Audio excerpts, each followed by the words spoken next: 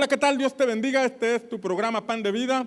Y como cada vez que transmitimos este programa, nuestro deseo es bendecir y edificar tu vida por medio de la palabra del Señor. Esperamos que en esta ocasión nuevamente puedas ser bendecido y edificado a través de la palabra de nuestro Señor Jesucristo.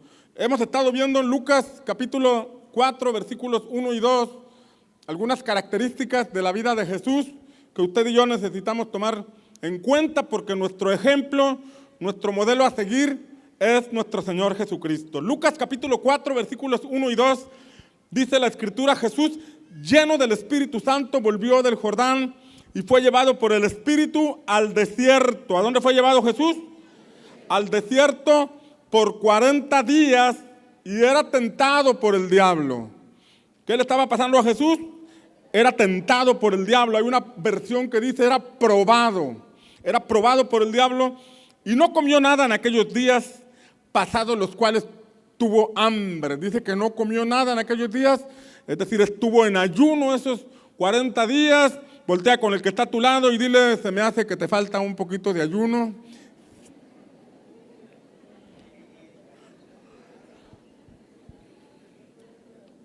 Entonces leemos en la Escritura, como te señalaba anteriormente, Jesús fue llevado por el Espíritu al desierto para ser tentado por el diablo.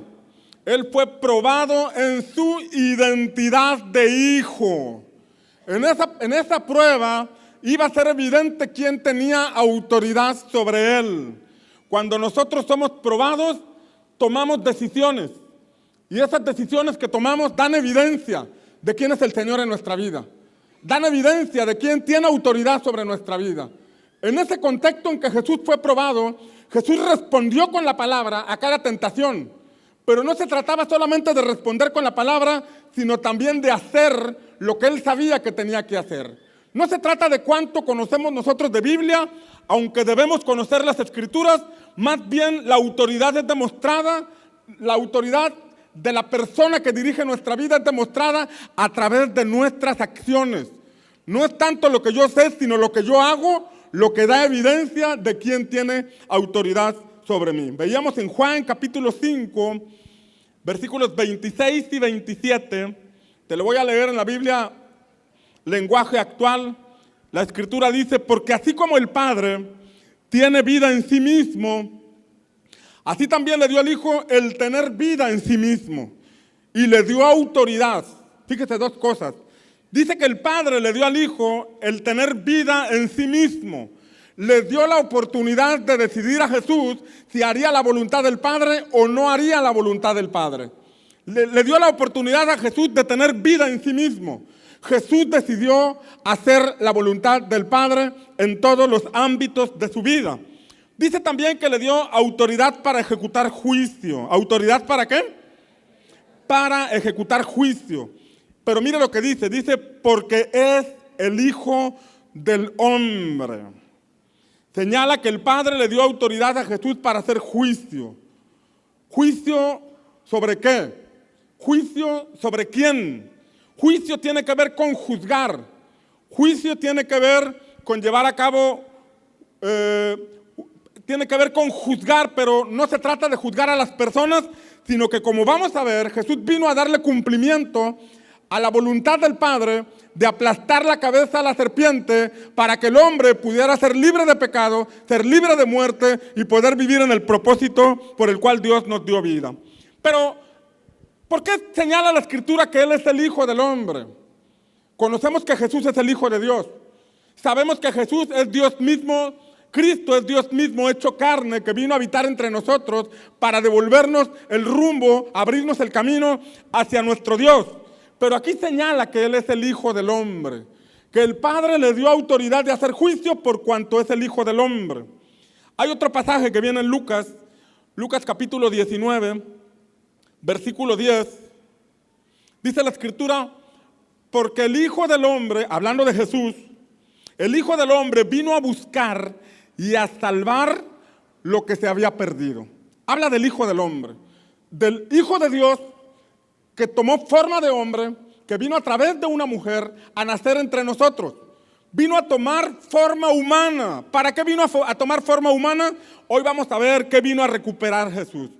Hoy vamos a ver que vino a recuperar el Hijo de Dios para que nosotros pudiéramos tomarlo a través de Cristo y poder vivir una vida diferente a la que hemos estado viviendo. Para esto debo comentarte que Jesús nació en Belén, aunque vivió en Nazaret, y dice la Escritura que María fue su madre, y como sabemos, María fue embarazada por obra del Espíritu Santo. Entonces Jesús tuvo un padrastro llamado José. Y el padrastro llamado José era un carpintero, y Jesús vivía con ellos. Y dice la Escritura que a la edad de 12 años fue llevado a Jerusalén para presentarlo delante de los doctores de la ley, los cuales le hicieron preguntas, y él también hacía preguntas. Y la Biblia dice que estos hombres, estos doctores de la ley, esta gente preparada en las Escrituras, se admiraba de la sabiduría que Jesús tenía. En ese contexto, los padres de Jesús regresaron a Nazaret y no se dieron cuenta que Jesús se había quedado en Jerusalén. Entonces, al tercer día, cuando ya iban de camino, porque iban en caravanas, porque iban en familia, porque iban con otras personas, lograron darse cuenta que no iba con ellos Jesús. Hasta el tercer día se dieron cuenta que el niño no iba con ellos. Y entonces empezaron a buscarlo. Y después de 3 días lo encontraron, dice la Escritura. ¿Sabe dónde lo encontraron? Pues donde lo habían dejado. Lo encontraron en el templo y entonces le preguntaron, ¿por qué nos haces esto? Y entonces Jesús les dijo, ¿no saben que me es necesario estar en los negocios de mi Padre? Jesús sabía que a los 12 años, él ya tenía un claro entendimiento de la razón por la que había venido a esta tierra. A sus 12 años, él ya sabía el plan del Padre para él. Sin embargo, en ese contexto, él necesitaba primero aprender obediencia y aprender autoridad, a obedecer a la autoridad estando en casa. Aunque él, el Hijo de Dios, sabemos que Dios es la máxima autoridad, Dios se hizo hombre a través de Jesús. Y a través de Jesús dice la Escritura en el libro de Hebreos que él aprendió obediencia. Y en ese contexto, antes de ir a la cruz, antes de desarrollar el ministerio, Jesús tenía que aprender a obedecer autoridad estando en casa, con un padrastro y con una mujer, su madre, que era llamada María. En ese contexto, cuando le dijeron ellos, dice la Escritura que Jesús volvió a Nazaret con ellos y estuvo sujeto a sus padres. El principio de autoridad se enseña en nuestra casa. El principio de autoridad se enseña en familia. En nuestra casa, nuestros padres pueden poner reglas, pueden poner señalamientos, pueden poner condiciones, y ahí nosotros estamos aprendiendo a obedecer. Antes de llegar al propósito perfecto de Dios para nuestra vida, nosotros tenemos que aprender obediencia. En nuestra casa a veces nuestros padres nos pueden decir ciertas cosas y nosotros decidir no hacerlas. Cuando yo decido no hacer lo que mi padre me dice, lo que mi madre me dice, ahí yo estoy dando evidencia que mis padres no tienen autoridad sobre mí. Hay alguien que gobierna mi vida, porque yo estoy haciendo lo que yo quiero y no están formándome mis padres. Cuando yo llego a una iglesia, ahí también empiezo a aprender principios de autoridad, empiezo a aprender de obediencia. En el mundo tal vez no pudimos aprender de obediencia, pero al llegar al camino del Señor, una de las cosas que debemos tener claras es que Dios merece nuestra total obediencia. ¿Alguien dice amén? Y nosotros podemos tener una total obediencia a Dios cuando aprendemos a obedecer a los hombres, aprendemos a obedecer a nuestros padres, aprendemos a obedecer a nuestras autoridades espirituales, y de esta forma estamos siendo, formados en obediencia para poder cumplir el plan perfecto que Dios tiene para cada uno de nosotros. ¿Alguien dice amén? Entonces, en la iglesia también somos formados en obediencia, pero será más efectiva nuestra formación en la iglesia cuando en la casa hemos aprendido este principio de la obediencia. En este contexto, Lucas 19:10 habla del Hijo del Hombre, habla de Jesús, alguien que aprendió obediencia en la casa de sus padres y estuvo sujeto a un padrastro y estuvo sujeto a María. Era Dios mismo haciéndose hombre para enseñarnos que los hombres podemos obedecer a Dios en todo. para enseñarnos que el camino de obediencia al Padre trae propósito a nuestra existencia, para enseñarnos que aquel que está dispuesto a buscar la perfecta voluntad de Dios puede vivir en una perfecta obediencia, y el Espíritu Santo nos ayuda a hacer esa perfecta obediencia. ¿Alguien dice amén? Porque sabe que de pronto a veces a nosotros se nos hace difícil y complicado obedecer ciertos principios.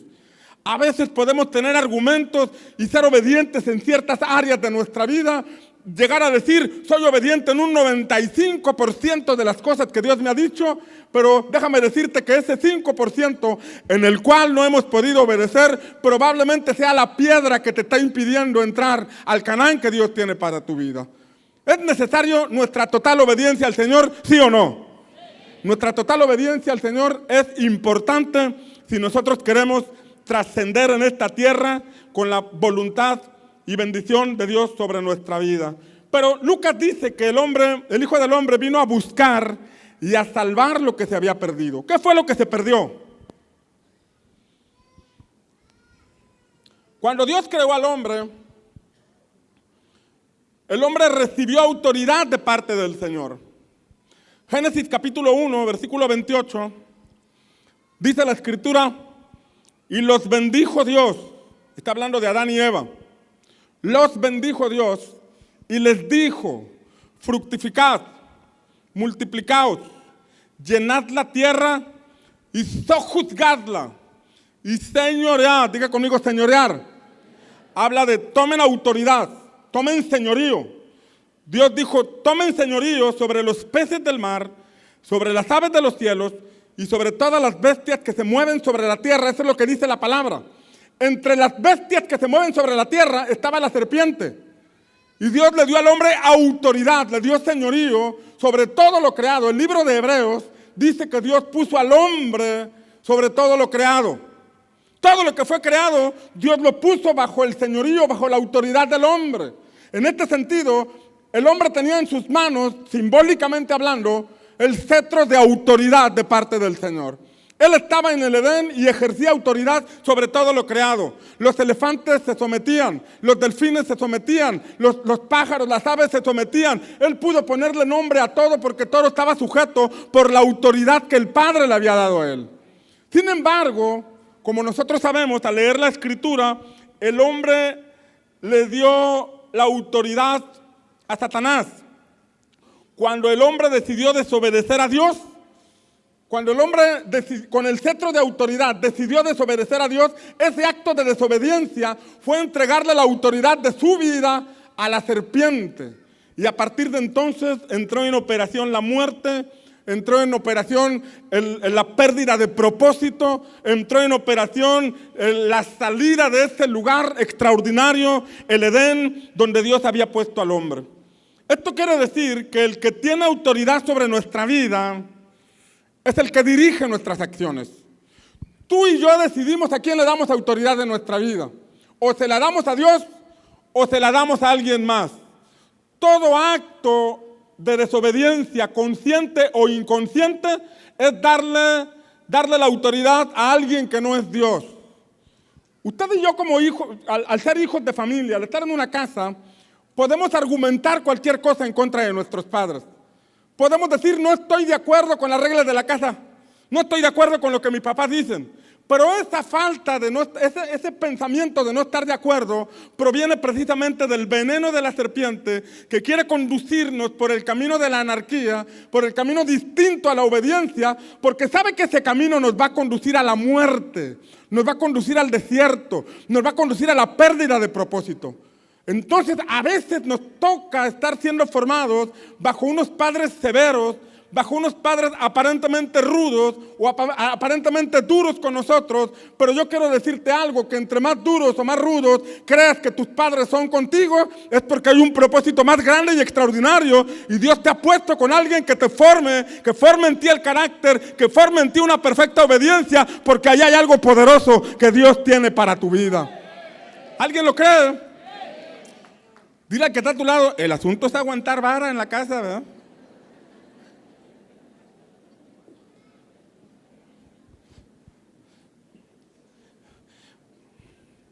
Mateo capítulo 8, versículo 9. Dice la Escritura, porque también yo soy hombre bajo autoridad. Esto lo dijo un centurión romano, un capitán de milicia del ejército romano, un hombre con autoridad dijo, porque también yo soy hombre bajo autoridad y tengo soldados bajo mi cargo y digo a este, ve y va. Y le digo a otro, ven, ¿y qué pasa? Ahí habla de autoridad. Yo soy hombre bajo autoridad y tengo a hombres bajo mi cuidado. Y le digo a uno, ve, y va. Y le digo a otro, ven, y viene. Cuando tú tomas decisiones, estás obedeciendo a alguien. Cuando tú cometes alguna acción, tú estás movido por un impulso. O obedeces a Dios, un principio de la palabra de Dios, o lo transgredes. Ahí en esa acción, ahí en esa puerta que abrimos, estamos dando evidencia de quién es quien tiene autoridad sobre nuestra vida. Nosotros podemos creer en Dios, nosotros podemos cantar a Dios, nosotros podemos ofrendar al Señor, nosotros podemos servir al Señor, nosotros podemos saber mucho de Biblia, pero mis acciones van a demostrar quién es el que tiene autoridad sobre mi vida. Declara en esta mañana, Jesucristo es el que tiene autoridad sobre mi vida. Y hoy me determino a obedecerle con todas mis fuerzas. Cada día voy a hacer su voluntad porque Él es quien tiene autoridad sobre mi vida y la serpiente está debajo de mis pies. ¿Alguien dice amén? Leemos en Génesis capítulo 3, versículo 15, que en el Génesis, cuando el hombre le dio la autoridad a Satanás, el diablo, la serpiente, empezó a esclavizar al hombre y lo sacó del propósito donde Dios lo había puesto. Lo desencanchó, lo sacó de la cancha. Pero en Génesis 3:15 dice la Escritura, y pondré enemistad entre ti y la mujer. Le está diciendo Dios a la serpiente. Escuche con atención. Dios ahí le está dictando una sentencia a la serpiente y le está diciendo, voy a poner enemistad entre ti y la mujer, y entre tu simiente y su simiente. Él te herirá en la cabeza y tú le herirás en el calcañar. Ojo aquí. El hombre fue puesto en autoridad y él tenía señorío sobre la serpiente. Debido al engaño, los papeles cambiaron. La serpiente se enseñoreó del hombre, pero en ese contexto Dios hizo una promesa. Él dijo, de la simiente de la mujer va a levantarse alguien que va a poner nuevamente a la serpiente debajo de sus pies. Lo va a herir en la cabeza, lo va a herir de muerte. Eso se cumplió en Cristo Jesús. Todos los que estamos en Cristo Jesús sabemos que Él nos ha dado autoridad como hijos de Dios para pisar serpientes y escorpiones en el nombre de Jesús. ¿Alguien lo cree? Amén.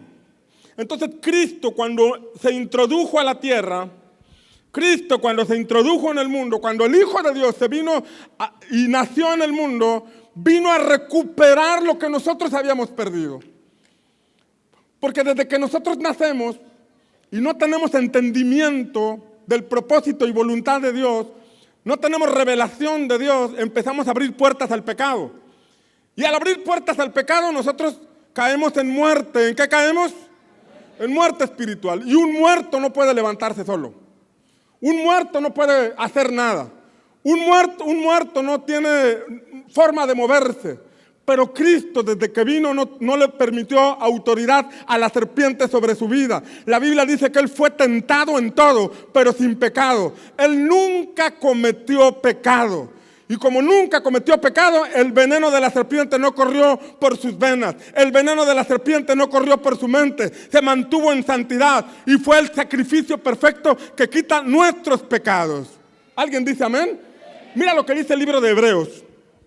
Hebreos capítulo 2, versículos 14 y 15. Nos muestra por qué Jesús se hizo hombre y qué vino a recuperar. Dice, así que por cuanto los hijos participaron de carne y sangre, está hablando de que los hijos éramos de carne y sangre, carne y hueso, éramos seres terrenales, dice que Él también participó de lo mismo. Cristo tomó forma de hombre, Cristo tomó forma como nosotros, participó de lo mismo y dice, para destruir por medio de la muerte. Aquí vemos tres cosas. En primer lugar, nos muestra que Cristo, el Hijo de Dios, participó de lo mismo que nosotros, haciéndose de carne y de sangre. Recuerde que Dios es espíritu. Dios no tiene carne, Dios no tiene huesos, Dios no tiene sangre. Pero Él decidió a través del Hijo tomar la forma de nosotros para recuperar lo que nosotros perdimos debido al pecado. Él vino y vivió en santidad y todos los días de su vida se mantuvo en obediencia a Dios. De esta manera la serpiente no pudo matarlo. Y como Él, de esta manera el pecado no pudo enseñorearse de su vida, Él se mantuvo en santidad y Él pudo recuperar lo que nos corresponde a los hijos de Dios. Por eso el Evangelio de Lucas lo muestra como el Hijo del Hombre. ¿Como el Hijo de qué? Se hizo como nosotros para recuperar lo que nosotros habíamos perdido. Pero señala otra segunda cosa. Dice que vino para destruir por medio de la muerte al que tenía. Diga conmigo, al que tenía. ¿Qué tenía? Dice este pasaje claramente que Cristo destruyó por medio de la muerte al que tenía el imperio de la muerte. Esto es, dice que lo destruyó o lo va a destruir. Lo destruyó o lo va a destruir. Ahí se está cumpliendo lo que Génesis 3:15 dice, que de la simiente de la mujer vendría alguien que le heriría la cabeza a esa serpiente. De la simiente de la mujer, vendría alguien que aplastaría la cabeza a Satanás. La herida fue de muerte. Cristo lo venció en la cruz del Calvario porque Él fue el sacrificio perfecto que quita todos nuestros pecados. ¿Alguien dice amén? Dice que lo destruyó, pero mira lo que dice en tercer lugar. Dice que vino también a librar a los que por el temor de la muerte, lea con atención, dice allí, librar a los que por el temor de la muerte estaban durante toda la vida sujetos a servidumbre. ¿A qué estaban sujetos? Durante toda la vida. Ojo aquí. Este pasaje dice que hay personas que durante toda su vida viven esclavizados por temor a la muerte. El temor a la muerte es derivado del pecado, porque el pecado produce muerte. Y el pecado produce muerte y me mantiene esclavo. Una persona esclava, espiritualmente hablando, no tiene vida, no tiene propósito, no tiene una razón de existencia, no tiene el plan de Dios revelado perfectamente a su vida. Y en este contexto, un esclavo no tiene sueños, no tiene visión, no tiene manera de salir adelante. Pero este pasaje me enseña algo bien claro. Tres cosas. Cristo se hizo hombre para por medio de su muerte hacernos libres a nosotros y recuperar lo que nosotros perdimos. Él vino a tomar mi lugar para recuperar lo que yo perdí. Durante 25 años ofendí al Señor con mis pecados, ofendí al Señor con mis caminos. Yo estaba muerto espiritualmente, pero alguien vino desde el cielo, enviado por mi Padre, para recuperar lo que yo mismo perdí. Cristo se hizo hombre para venir y ocupar mi lugar en la cruz, donde yo merecía morir. ¿Cómo no voy a servirle? ¿Cómo no voy a amarle? ¿Cómo no voy a estar agradecido con Él? Si Él dejó su trono de gloria para venir por mí y morir por mí, ¿cómo no voy a vivir por Él? En segundo lugar dice que Él ya destruyó al diablo. Diga conmigo, ya lo destruyó. Ya lo destruyó. Dígalo fuerte, ya lo destruyó. Ya fue pisoteado, ya su cabeza está herida de muerte. El lago de fuego es su destino. Él está muerto en el nombre de Cristo. Ahora, el pecado que aún se mueve entre los hombres es porque el veneno de la serpiente sigue corriendo por las venas de la humanidad. El pecado que es evidente, que está trayendo maldad, es la secuela del veneno que el enemigo soltó, que la serpiente soltó sobre la humanidad. Por eso es necesario entender esta verdad. La obediencia a Dios da evidencia de que el Señor es mi autoridad. Todo acto de desobediencia manifiesta o muestra residuos de ese veneno de la serpiente que aún opera en mi vida. Si ese veneno está en mi vida, en mi espíritu, es la razón por la que yo me conduzco equivocadamente. Y al conducirme equivocadamente, yo no puedo llegar al propósito de Dios. Yo sigo muerto, espiritualmente hablando. Yo necesito honrar a Dios en todos mis caminos y obedecerle por completo. ¿Alguien dice amén? Porque de esta manera, cuando yo obedezco a mi Padre por completo, entonces yo soy libre de toda esclavitud, puedo desarrollar mi vida en libertad. No soy esclavo del pecado, no soy esclavo del temor. Una de las cosas que detienen la vida de fe es el temor.